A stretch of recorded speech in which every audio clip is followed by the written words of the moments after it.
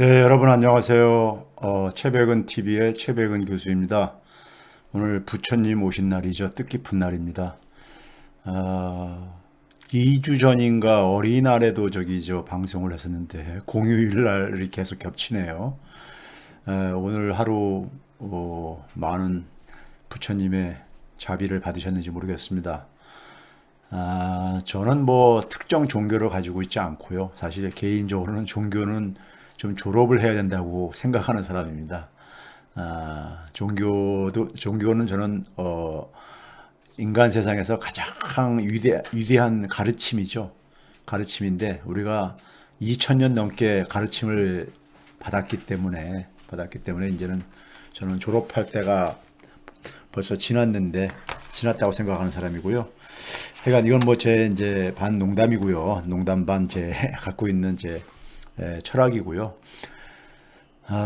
사실 어저께가 이제 5.18이었잖아요. 5.18 되게 되면 저는 5.18 당시에 대학생이었습니다. 대학생이었고 80년도에 제가 젊었을 때 좀 뭐 소위 말해서 그러니까 데모 같은 거 하다 몇 차례 혹은 학생 운동하다 고통을 당한 적이 있는데 80년도가 가장 아주 심하게 당했던 것 같아요. 그때는 군사정권 아직 그러니까 전두환이 소위 말해서 법적으로 제도적으로 그러니까 집권하기 전이다 보니까 군인들이 사실상 장악하고 있는 상황이었었고 야만이 지배하던 시대였었죠. 그래가지고 좀 여러 가지 생각들이 좀 많이 이제 지나갈 뿐만 아니라 근데 참 깝깝했던 건 윤석열이 지난주인가요? 5.18을 들먹이는 거 보면서 저 친구 참 뻔뻔하다 하는 생각이 들었어요. 뻔뻔하다는 생각이 들었습니다. 저는 진짜 한마디로 좀 후한무치하다는 생각이 들었습니다. 제가 뭐 정치 검찰들을 싫어하고 정치 검찰들을 싫어한다고 해서 아무 근거 없이 저는 이제 이렇게 비난하거나 뭐 욕하지는 않습니다.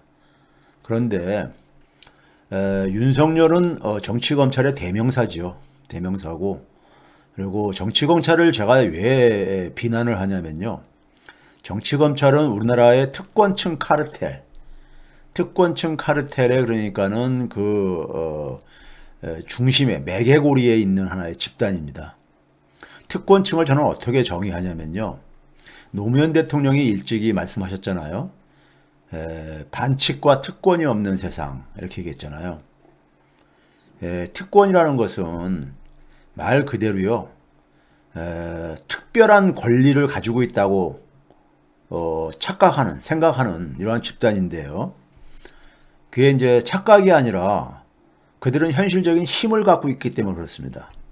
근데 문제는 뭐냐면 그 힘이 사람들로부터 존경을 받아서 생기는 어떤 권위가 아니라 부정하게 축제를 하거나 부당한 방식으로 권력을 그러니까는 획득하거나 부당하게 권력을 획득하다 보니까 권력을 공익을 위해서 사용을 하는 게 아니라 사적으로 사용을 하죠. 이 특권층의 특징은 기본적으로 뭐냐면요. 그러다 보니까는 국가의 공공자원을 자신의 사적인 이익이라고 한다면 축제라든가 아니면 권력 획득이라든가 이런 데 사용을 하는 겁니다. 그럼 국가의 공공자원의 대표적인 게 뭐냐? 정치검찰들이 왜 제가 특권층의 상징이라고 얘기를 하냐면요. 정치검찰이라는 게 뭐예요? 검찰 조직은 검사들은 국민이 부여한 권한이 있잖아요. 근데 그 권한은 자기들 권한이 아니잖아요. 개인적인 권한이 아니잖아요. 권력이 아니잖아요. 힘이 아니잖아요. 국민들이 공익을 위해서 사용하라고 위임을 한 거잖아요. 그런데 그것을 소위 그러니까는 그 검찰 조직을 사적인 목적으로 즉 윤석열 같은 경우 그걸 가지고 권력을 쟁취하기 위해 사용을 하고 있잖아요. 정치검찰들을.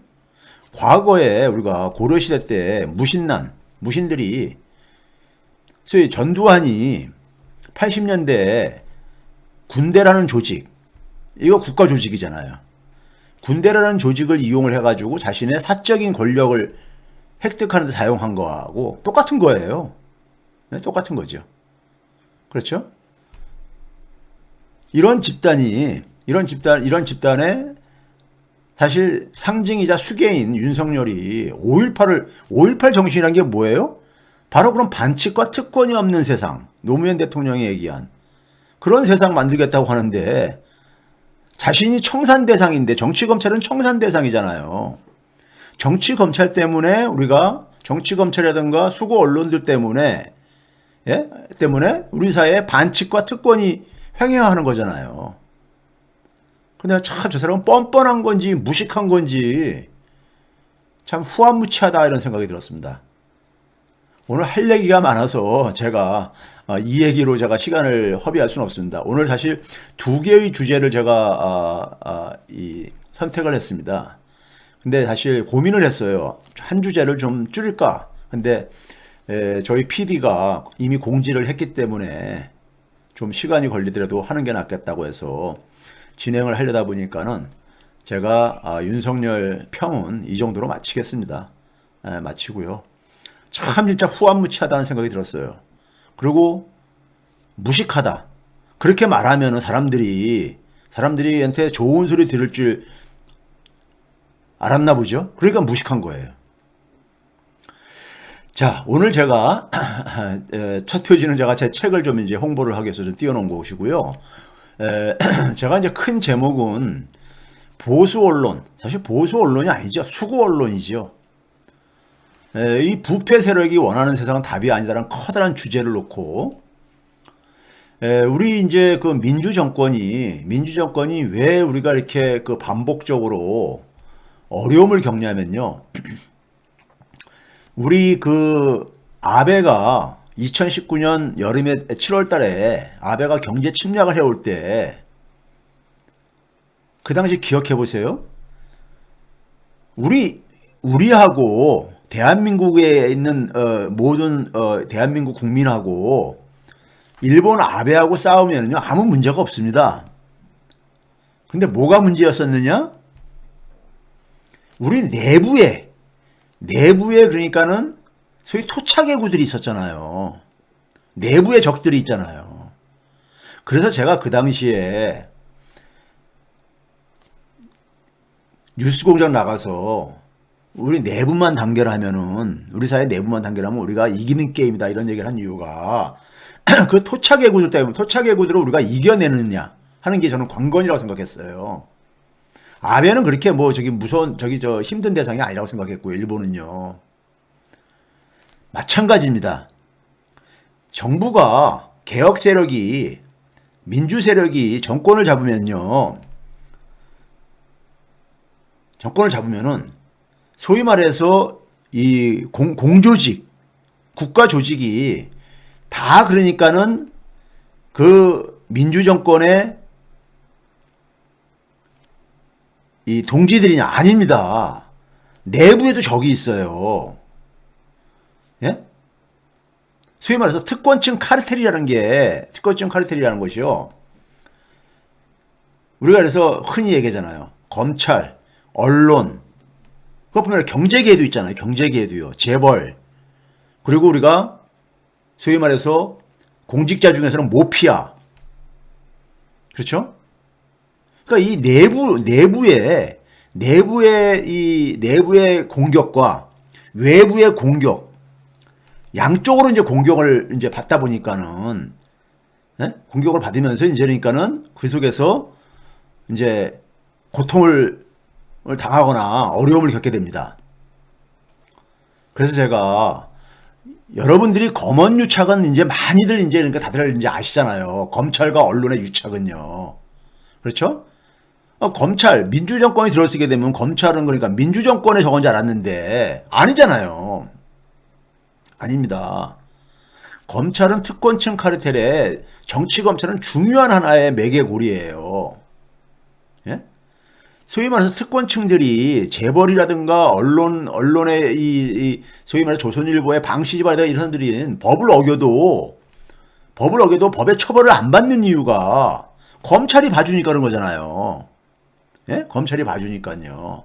그러니까 특권을 누리는 거잖아요. 법 위의 존재로서요. 그렇죠? 마찬가지입니다. 경제 쪽엔 그런 거 없냐. 경제에서 돈이라는 것도 굉장히 중요한 힘의 원천이잖아요. 돈이라는 것도요. 예? 모피아가 뭐라 그랬습니까? 제가요? 금융자본의 논리로 세상을 바라보는 사람입니다. 경제를 바라보는 사람들이에요. 금융자본의 논리를 바라본다는 게 바로 뭐냐? 돈이 지배하는 세상을 얘기하는 겁니다. 쉽게 얘기하면요. 돈이 지배하는 세상이에요. 제가 경제학을 30년, 교수 생활만 30년 넘게 하다 보니까는 하면서 연구한 결과 경제학은요, 별게 아니에요. 돈의 배분 문제입니다. 돈의 배분 문제예요. 예? 그러니까 돈이 지배하게 되면요, 돈 많은 사람이 돈을 더 많이 갖게 돼 있어요. 부익부 빈익빈이 갈수록 심하게 할 수밖에 없게 돼 있어요. 예? 근데 문제는 뭐냐면 공공적인 기능을 하는 공직자들이 그 돈의 노예가 돼가지고 금융자본의 하수인 노릇을 하고 앉아있으니 대다수 서민들이, 보통 사람들이 살기 힘든 겁니다. 자, 그래서 제가 이런 얘기 들으면 여러분들 깝깝하시다 그래요. 그런데 그럴 필요 없어요. 그동안은 여러분들 제 강의 이렇게 하기 전에는 모피아가 어떤 짓을 하고 있는지 잘 몰랐잖아요. 국민이 알게 되면요, 국민이 이제 두 눈을 부릅뜨고 보게 되면은 세상 바뀝니다. 그래서 제가 시간을 내 가지고 이렇게 계속 강의를 하는 이유가 거기에 있는데, 오늘은 제가 그래서 그 연장선에서 우리가 기본적인 걸 보게 되면요, 경제는 모피하고 언론의 유착, 그 다음에 힘은 검찰과 언론의 유착, 그 뒤에 이제 재벌 자본들이 이제 그러니까는 또 즐기고 있는 거고요. 우리 사회 특권층의 기본적인 핵심 고리들이거든요. 그래서 제가 이제 오늘은 경제 문제를 가지고 이 가짜 뉴스를 만들어 가지고, 가짜 뉴스 만드는 이유가 뭡니까요? 민주정권을 무능하게 만들려고 하는 거예요. 무능하다고. 예? 이걸 이제 그러니까 하는 방식을 제가 좀 소개하려고 하고 있습니다. 자, 2018년이면 문재인 정권이 출범한 지, 문재인 대통령이 2018년 5월 10일부터 대통령직을 수행을 하기 시작했으니까요. 한 6, 7개월 지나고 난 게 바로 이제 2018년이잖아요. 2018년 넘어오는 전으로 한 권력을 잡게 되면요, 빠르게는 3개월, 늦어도 한 6개월 안에 중요한 거는 막 해쳐야 됩니다. 그렇지 않으면 반격이 들어와요. 반격이 들어옵니다. 그래서 우리가 부동산 문제는 그러니까 2017년 말에 이미 그러니까 이게 왜곡시켜버리죠. 모피아들이 기술이 들어가가지고요. 근데 오늘은 이제 언론이 어떤 짓을 했는지, 2018년 엄청나게 경제 공격을 했던 그 연도입니다. 2018년 상반기가 소위 수구 세력들이 되게 공격하는 게 안보 문제잖아요. 근데 안보적인 문제는 2018년 상반기에는 남북 관계가, 한반도가 완전 해빙 분위기로 가면서 공격할 수 있는 분위기가 안 됐습니다. 그 상황에서 경제를 공격을 하는데, 경제 공격이 여러 개가 있지만요. 제가 오늘 하나 이제 처음에 첫 주제로 한 것은 이게 조선일보입니다. 조선일보가 이제 가짜 뉴스를 어떻게 만드는지를 한번 봐보세요. 이게 2018년 7월 27일자입니다. 예? 7월 27일자 사설로 제목이 2분기에 0.7% 성장, 그 뒤에 들여온 더 암울한 전망 해가지고 밑에 쭉 내려가게 보게 되면 모든 지표에 일제히 경고등이 켜졌다 이러면서요, 한국보다 경제가 큰 미국이 무려 4.3% 연율 한 살 이렇게 가로가 쳐놓고서는 여기다 이렇게 비교를 하면서 충격이다. 충격이 앞서서 그러니까 어이가 없다 뭐 이런 얘기를 했어요. 난 조선일보 이 사설 쓴 사람 있잖아요. 너무 뻔뻔한 것 같아요. 근데 조선일보가 뻔뻔한 게 뭐 한두 명이 아니지만은 진짜 뻔뻔해도 보통 뻔뻔한 게 아닌 거예요.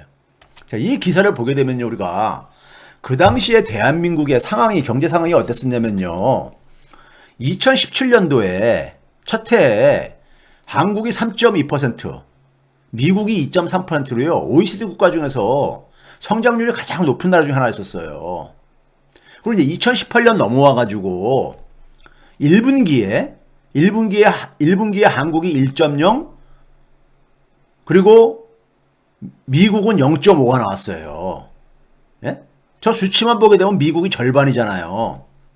근데 2분기로 가면서 한국은 0.7, 미국이 1.0이 돼요. 자, 그런데 여기서 있잖아요. 1분기는 건드리지 않았잖아요. 한국이 미국보다 2배가 높으니까. 2분기 때 이제 미국이 1.0, 한국이 0.7 나오니까 드디어 이제 그러니까는 장난을 치기 시작합니다.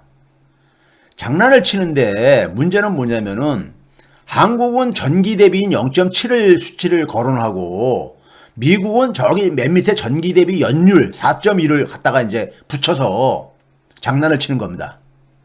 장난을 치는데 먼저 성장률을 제가 먼저 좀 간단하게 성장률이라는 지표가 나오면 항상 여러분들이 좀 이번 기회에 제대로 판단하는 기준을 제가 좀 제시해 줄게요. 성장률은 변화율입니다. 변화율. 그러니까 변화율이라는 것이 경제가 그러니까 우리가 계속 좋아지고 있느냐, 예? 대한민국 경제 전체 사이즈가 성장을 하고 있느냐, 이걸 이제 이 변화를 보는 거예요. 그러니까 대개 보게 되면 우리가 분기별로 그러니까 성장률을 우리가 추계를 한단 말이에요. 분기별 성장률을 그러니까 하게 될 때 그 분기 성장률은 바로 앞에 분기 대비인 거예요. 앞에 분기 대비. 전분기죠. 그러니까요. 앞에 분기 대비해서요. 그 다음에 그게 이제 기본 성장률의 가장 기본 개념입니다. 근데 그거는 이제 한 분기의 성장률이란 말이에요. 그거는 이제 1년치로 되게 이제 그러니까, 예? 이렇게 1년치도 이제 그러니까 우리가 계산을 하고 그러니까 연율이라고 하죠. 그러니까요. 1년치로 환산할 때 되게 두 가지 방식이 있습니다. OECD나 많은 나라들은 우리나라 한국이라는 걸 포함해서 우리나라는 연율을 갈 때 OECD랑 지난해 같은 대비, 그러니까 지금 올해 2분기를 얘기를 했으면 지난해 2분기 대비, 지난해 2분기하고 올해 2분기가 1년 차이가 있는 거잖아요. 예? 그때 지난해 2분기에 비해서 얼마나 변했느냐, 이게 이제 1년치가 되는 거죠. 그런데 미국 같은 경우는 이런 방식보다는 이건 과거 수치하고 비교를 하는 거니까는 미국은 앞으로 기준으로 이제 그러니까 미래 기준으로 1년치를 계산합니다. 지금 무슨 얘기냐면 아까 앞에서 이제 그러니까 미국이 2분기에 1.0%를 했잖아요. 2분기에. 그러면 이 1.0%가 1년 동안 진행될 때 1년 동안 진행되는 건 뭡니까? 이게 분기별 성장률이니까는 2분기에 1.0, 다음 3분기도 1.0, 다음 4분기도 1.0, 그 다음에 1분기도 1.0. 계속 1.0%씩 4분기가 연속 갔을 때 그게 4.1%라는 거예요. 이 방식을 사용하는 나라는 미국하고 일본뿐이 없어요. 일본은 미국 추종을 너무 많이 하기 때문에 대부분은 그러니까 우리나라 성장률처럼요. 전년 동기 대비 두 번째 줄에 있는 전년 동기 대비로 비교를 합니다. 그러니까 전년 동기로 보게 되면 2분기에도 우리나라가 미국보다 좀 높았어요. 우리나라는 2.9고 미국은 2.8이고요. 그리고 먼저 이제 분기별 성장률을 1분기 때는 딱 얘기 안 하다가 2분기 돼서 딱 간단 말이에요. 1분기는 우리가 높았으니까는 미국이 0.5고 한국이 1.0이니까요. 그렇죠? 그 다음에 2분기 되면요. 앞에 분기가 성장률이 높으면은 그 다음 분기는 대체적으로 좀 떨어지게 돼 있습니다. 왜 그러냐면은 앞에 분기 대비해가지고 이게 얼마나 변했냐니까는 앞에 분기에 많이 성장을 함할수록 그 다음 분기는 그러니까 좀 떨어질 수밖에 없어요. 우리가 흔히 이걸 기저효과라고 하죠. 예? 기저효과라고 하잖아요. 그렇죠? 그러니까 우리나라가 그러니까 상대적으로 수치가 낮게 나올 때를 타이밍을 딱 잡아가지고 이제 공격을 하는 거예요. 예? 그런데 아주 객관적으로 하려면요. 상반기, 1분기, 2분기 나왔으니까 상반기잖아요. 6개월치가. 그럼 상반기에 얼마나 성장했느냐? 계산을 할 수가 있어요. 우리는 1분기에 1.0, 2분기에 0.7. 그래서 이것을 6개월치로 환산을 하게 되면 1.7이 나옵니다. 1.7이요. 미국은 1분기에 0.5, 그 다음에 2분기에 1.0인데 이걸 6개월치로 환산하게 되면 1.5%가 나와요. 우리가 훨씬 더 성적이 좋았잖아요. 그런데 조선일보 뭐라고 했습니까? 우리나라 성장률이 충격적이기에 앞서서 어이가 없다. 무슨 어이가 없어요? 뭐가 충격적이고 성적이 괜찮은데. 예? 조선일보가 이렇게 이건 명백하게 가짜 뉴스죠. 예? 명백하게 가짜 뉴스죠. 그리고 이거는 국민들을 그러니까 호도하는 거죠. 기도 뻔뻔한 사람들이야. 조선일보이 사설 쓴 사람. 사설 쓰면 논설위원급이 될 텐데. 예? 이 들은 이거 알면서 이래요. 만약에 모른다면은 이거는 기자할 자격도 없는 사람들이고 알면서 이렇게 쓴다는 얘기 사기꾼들이죠. 사기꾼들이에요. 예? 알면서 이렇게 썼으면 이건 사기꾼들이죠. 그렇죠? 상반기에 우리가 더 높았는데. 예? 우리나라 분기별 성장률하고 미국 연율하고 갖다가 붙여가지고, 예? 충격적이면서 어이가 없다. 충격적인 것을 넘어서 어이가 없다. 뭐가 어이가 없어요? 우리나라가 더 좋은데 미국보다. 우리나라가 미국보다 성장률이 2018년 상반기에 더 높았는데, 예? 이게 2017년 상반기 성장률이 아니라 2018년입니다. 잘못 표기해뒀네요. 이 녹색 박스에 그런 게요. 더 높았단 말이에요. 제가 잘못 표기했습니다. 자, 이런 이제 짓을 조선일보가 일반 국민들이 그러니까는 사실 성장률 개념을 모르시는 분들도 많고요. 그리고 저 연율하고 분기별하고 뭔 차이 있는지 이런 것도 별로 관심 없고 그러잖아요. 그런 걸 이용을 해가지고 그냥 막 써대는 거예요. 막 써대는 거예요. 자, 조선일보가 저렇게 이제 그러니까 가짜뉴스를 만들잖아요. 만들어가지고 문제는요. 저게 대한민국의 1등 신문이라고 부수를 제일 많이 발행한다고 참 이건 창피한 거예요. 창피한 겁니다. 조선일보 참 진짜 보면 있잖아요. 예? 어떤 기사를 보게 되면 참 진짜 제가 얼굴이 화끈화끈할 정도로 예? 이 사람들은 뻔뻔해요. 그냥 자기들 목적 달성하기 위해서는 자기들 그러니까 이렇게 부끄러운 짓을 하는 것도 개의치 안 하는 거예요. 이게 무슨 신문이에요, 이게요? 예? 이건 신문이 아니죠. 그럼 이런 이제 조선일보가 기사를 만들면요. 그 다음에 이걸 야당이 받아가지고, 야당이 또 이걸 증폭시킵니다. 그래서 나왔던 게 뭡니까요? 베네수엘라 급행열차. 대한민국 베네수엘라 급행열차 탔다. 황교안이 자유한국당 당시에 당대표에 있었습니다. 그렇죠? 그러면서 우리나라가 베네수엘라의 길을 가고 있다. 이런 것을 이제 이걸 확대 재생산하는 거예요. 예? 조선일보가 가짜뉴스를 만들고, 그 다음에 야당이 그걸 가지고 또 이제 증폭시켜가지고, 근데 가짜뉴스 가지고 만들었으니 그 결과도 뻔한 거죠. 자, 이거 봐보세요. 문재인 정부가 2017년도에 들어섰잖아요. 한국의 2017년도부터 2020년까지, 지난해까지 성장률을 쭉 여기다 표기했습니다. 그러면 문재인 정부가 출범하기 전인 2016년 말 대비해서 우리나라가 어느 정도 성장했냐? 맨 끝에 보게 되면 107.2%, 107.2예요. 2016년 말을 100이라고 했을 때요. 그러니까 7.2%가 성장한 거죠. 근데 여기 보게 되면 G7 국가, 미국부터 G7 국가들보다도 다 높잖아요, 저희가. 미국이 103.9%입니다. 그러면 거기 2020년 코로나 재난이 있었던 특별한 해라고 해가지고 비교하기 싫으면은 그 1년 전인 2019년으로 한번 비교해 보세요. 그래도 우리나라는 108.3이고 미국은 107.7. 나머지 나라는 다 낮잖아요. OECD 평균도 봐보세요. 맨 밑에 파란색으로 네모 박스 있죠? 그렇죠.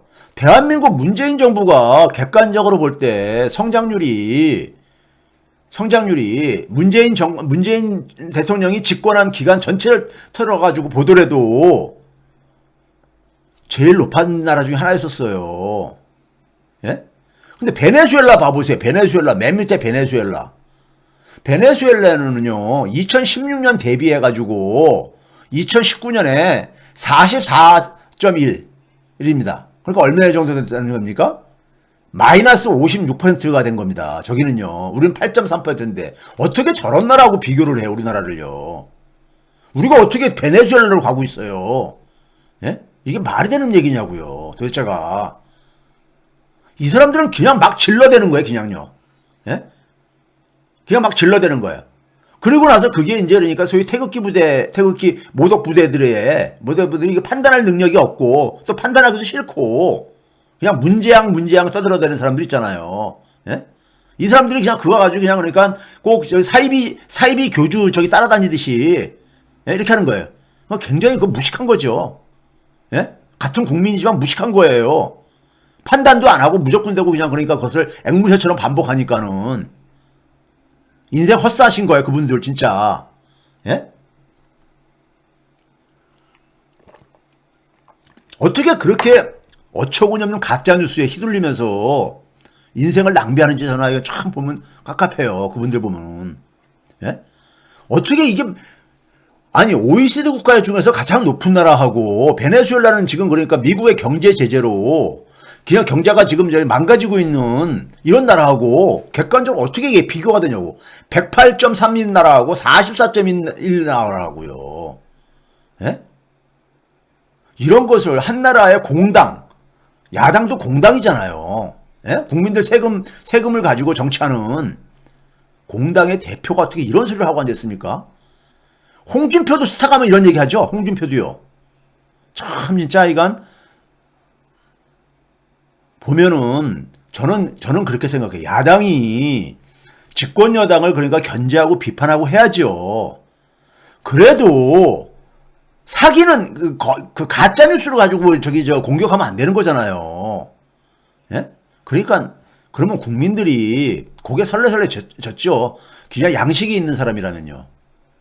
그냥 자기 만족에 겨워하는 사람들이나 이 얘기들을 그냥 믿고 따르고 그럴 게 아니겠습니까?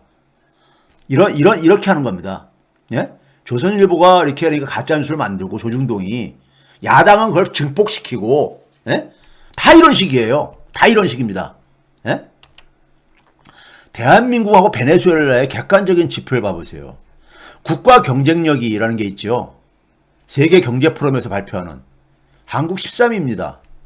베네수엘라는 이게 전체 국가가 141개 국가를 대상으로 한 거예요. 베네수엘라는 133위예요.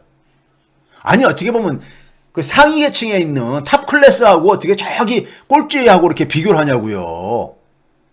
이게 도대체 말이 되는 비교냐고요. 거시경제 안정성 우린 1위고 베네수엘 거시경제 안정성이라는 게 나라가 얼마나 그러니까 외부적인 충격이 왔을 때 그거를 그러니까 우리가 그 위기의 충격으로부터 잘 지켜내고 복원시킬 능력이 있느냐 이걸 얘기하는 거예요. 우리 1등이에요. 예? 왜 그러냐? 국가 재정이 튼튼하다는 이유로요. 베네수엘라는 꼴찌예요. 어떻게 꼴찌인 나라하고 1등인 나라를 그러니까 비교를 하냐고 도대체가. 예? 야당의 그러니까 대통령 후보였던 사람이나 야당의 당대표였던 사람이 입에서 예? 이거 부끄럽지도 않은가요, 사람들이요? 만약에 모르고 한다면 진짜 무식한 사람들인 거죠. 진짜 무식한 사람들인 거죠. 모르고 만약에 이렇게 떠들었다면요. 알면서 했다면 사기꾼이죠, 뭐, 이거 사실. 그렇죠? 무디스나 S&P 국가 신용 등급도 보세요. 베네수엘라는 파산 등급으로 분류가 되고 아예 등급을 못 매기는 나라로 이렇게 분류가 되고 그래요. 근데 우리나라는 3등급이에요. 예? 1, 2, 3, 세 번째예요. 일본이나 중국보다 그러니까 2등급이나 높아요. 우리나라는요. 어떻게 비교할 걸 비교를 해야 될 게 아닙니까? 그러니까 그냥 가짜 뉴스 만들고 그냥 그러니까 그것을 증폭하고 그냥 선동이나 하고, 예? 참. 이런 사람들이 국가를 경영하겠다고, 나선이, 예? 이런 사람들을 지지하는 사람들 보게 되면요, 저는요, 참 불쌍하다는 생각 들어요, 진짜요. 자기 수준을 보여주는 거니까. 자기 수준을 보여주는 거잖아요. 그 사람들 지지하는 사람들은요, 제가 볼 때. 베네수엘라는요, 우리나라랑 산업구조, 경제구조가 근본적으로 다른 나라입니다. 베네수엘라는 석유에 대한 의존도가 절대적인 나라예요. 그러니까 석유 수출을 봉쇄해버리면요, 미국이 봉쇄해버리면은 경제가 망가질 수밖에 없어요. 그러다 보니까 2017년도까지는 굉장히 국가 재정이 채무가 안정적이었잖아요. 근데 갑자기 그러니까는 이게, 예? 급등을 해요. 왜 그러겠습니까요? 국가 채무 비율은 GDP분의 국가 채무인데, GDP가 이렇게 마이너스 행진했잖아요. 여기 봐보세요. 2017, 18, 19년에 보게 되면 마이너스 16, 마이너스 20, 마이너스 35 이렇게 하잖아요. 국가 채무액은 별 변화가 없는데 GDP가 폭락하니까는 이게 이렇게 국가 부채가 폭증한 거예요. 예? 석유를 수출을 못하니까는, 예? 우리는 석유 같은 게 아니라 우리는 많은 그러니까 경쟁력 있는 산업을 갖고 있는 나라잖아요. 자, 부동산 정책 실패도 보게 되면요. 예? 부동산 정책 실패도 보게 되면은 어떻게 됐습니까요?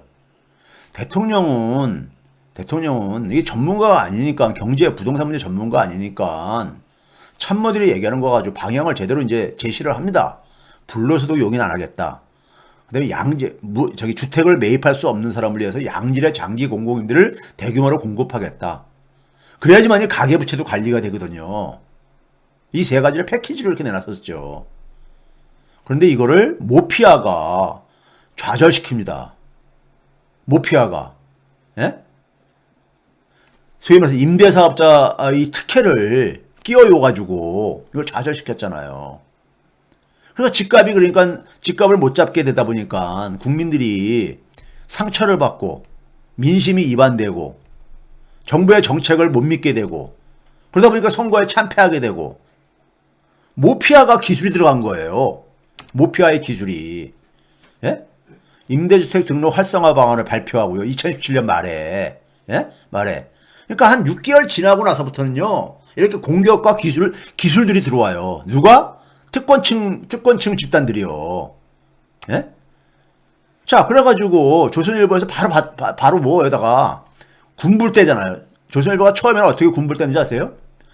정부에서 임대사업 활성화 방안을 내세웠는데 이게 별로 실효성이 있을까?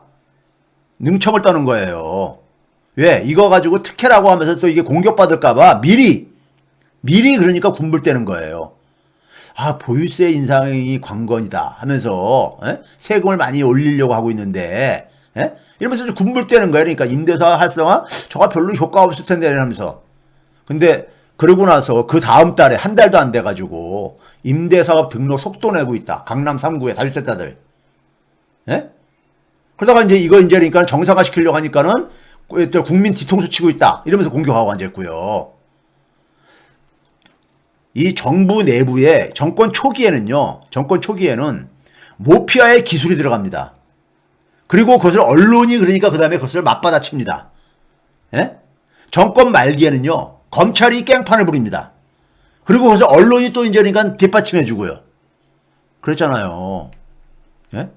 이게 이들의 그러니까는 소위 말해서 전형적인 방식이에요. 촛불 시민들이 이걸 알고 이제 중심을 제대로 잡아야 됩니다. 그러니까 금융위원회가 모피아의 산실 아닙니까?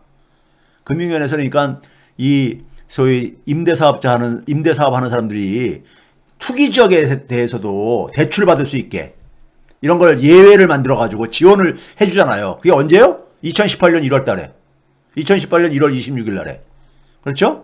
이렇게 기술이 들어가요. 모피아 기술이 들어가고 수구 언론들이 거기에 이제 그러니까 이 맞장구 쳐주고 그러면서요. 그러다 보면 이제 그러니까 국민들이 그러니까는 정책에 대한 불신을 하게, 정책이 효과를 안 나타나게 만들지요. 그러면 이제 뭐냐면 어떻게 합니까? 국민들의 이제 불신이 점차 올라가면서 거기다 이제 그러니까 불을 붙입니다. 무능하다. 예? 그러잖아요. 예? 그렇게 해가지고 결국 개혁을 중단시킵니다. 자기들이 의도하는 방향을 전환시킵니다. 그러면 개혁이 중단되는 거죠. 대표적인 것이 2018년도에 고용지표였었습니다.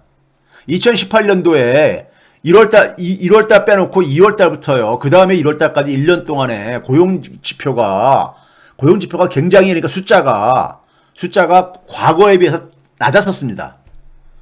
낮았었는데, 예? 이게 왜 낮은지 아세요? 그 다음에 2019년 2월 이후부터는 취업자 숫자가 다시 그러니까 정상적으로 돌아가요. 예? 돌아갈 뿐만 아니라 한때는 그러니까 50만까지 말이 증가했었습니다. 근데 이게 왜 결정나는가 봐보세요. 옆에 있는 60세 이상 일자리가 결정을 해요. 우리나라 인구 구조가요. 지금 1년에 지금 60세 이상이 67만 명씩 증가하고 있습니다. 67만. 내년 되면 70만 명 가까워질 겁니다. 그 다음에 뭐냐면은 60세 미만은 한 37만 명씩 감소하고 있습니다. 37만 명씩 감소하고 있어요. 그러니까 인구가 감소하는 쪽에서는 취업자가 줄어들 수밖에 없어요. 그러면 인구가 느는 쪽에서 취업자가 증가해야 되는데 60세 넘고 65세 넘는 분들은 일자리 잡기 힘들잖아요. 예? 그렇죠? 그러니까 취업자를 늘리려면은 60세, 특히 65세 이상의 일자리들을 기업이 많이 채용을 해주든지 아니면 정부가 그러니까 일자리를 만들 수밖에 없어요. 이게 현실입니다. 자, 근데 문제는 뭐냐면은, 자, 이거 봐보세요. 2013년 박근혜 정부 때부터 2020년까지 이 60세 이상 취업자 변화하고 특히 65세 이상 취업자 변화하고 잘 봐보세요. 그 다음에 30대하고 40대 취업자 변화를 봐보세요. 2013년도 같은 경우는 65세 이상 취업자가 11만 8천 명이었습니다. 65세 이상이요. 근데 30대하고 40대에서 인구가 2만 명이 줄어들었어요. 2만 명이. 그렇죠? 그런데 정부가 만드는 일자리 예산이 얼마였냐? 한 2조 원 정도. 1조 9,769억 원이니까요. 예? 2013년도에요. 그런데 2018년 고용 참사가 있었던 시기를 봐보세요. 65세 이상 취업자가 14만 5천 명. 비슷한 것 같죠? 2013년도 하고요. 그런데 30대, 40대가 17만 8천 개가 줄어들었어요. 취업자가요. 왜 줄어들었냐? 인구가 엄청나게 줄어들었거든요. 30대, 40대에서. 예? 그러면은 30대, 40대가 가장 많이 그러니까 취업자가 많은 연령층인데 저기가 인구가 확 떨어지면서 그러면 저 취업자 수가 줄어든 거를 메꾸려면 어디서 메꿔야 돼요? 65세 이상에서 메꿀 수밖에 없어요. 예? 65세 이상에서. 그런데 문제는 뭡니까요? 정부의 직접 일자리 예산 봐보세요. 2조 원 비슷하잖아요. 2013년하고 별 차이가 없잖아요. 예산이 그러니까 2013년 지금 5년 전하고 비슷한데 65세 이상 일자리를 어떻게 많이 만들 수 있겠어요. 그러다 보니까는 2018년도에 취업자 숫자가 대폭 줄어든 거예요. 여기 뭐냐? 기재부의 기술이 들어간 거예요. 인구가 매년 지금 있잖아요. 매년 60세, 특히 65세 이상 인구가 빠르게 증가하고 있어요. 60세 미만의 인구가 줄어들고 있고요. 예? 그러면은 특히 30대, 40대에서 그러니까 일자리가 줄어들 수밖에 없어요. 취업자가 줄어들 수밖에 없어요. 그러면 60세, 특히 65세 이상에서 일자리를 정부가 늘리지 않는 이상에는요, 취업자 숫자 증가는 떨어질 수밖에 없어요. 취업자 수가 떨어지면 어떻게 되냐? 조중동이 공격을 하죠. 고용 참사다, 뭐다 하면서 막 공격하잖아요. 그렇죠? 이거는 기재부가, 우리가 인구가 60세 이상 인구가 계속 증가한다는 걸 기재부가 다 안다고요. 알면 거기에 맞춰서 예산도 증가시켜야 되는 거예요. 취업자 숫자가 안 떨어지게 하려면은. 네? 안 떨어지게 하려면요. 근데 예산을 5년 전이나 거의 똑같이 하고 앉았으니 그러니까 고용 참사가 나타나죠. 왜? 65세 취업자가 별 큰 차이가 없잖아요. 5년 전이나. 근데 2019년, 2020년에 가서 좀 회복된 이유가 뭐예요? 65세 이상 취업자가 증가하니까. 예? 이게 지금 뭘 의미하냐면, 이게 바로 기재부가 기술이 들어간 겁니다. 그리고 이제 뭐냐면, 바깥에 있는 외부 언론들이, 조중동이 이걸 막 십자포화를 가하죠. 그 결과가 어떻게 됐어요? 청와대에서, 소위 말해서 청와대 소득주성장팀 홍장표 수석이 2018년 6월 달에 경질되지요. 그해 말인 11월 달에는 장하성 정책실장이 또 경질되지요. 그리고 관료가 다 장악하죠. 청와대까지 장악하죠. 그리고 소득주 성장 정책은 중단되지요. 이거예요. 이거랍니다. 예?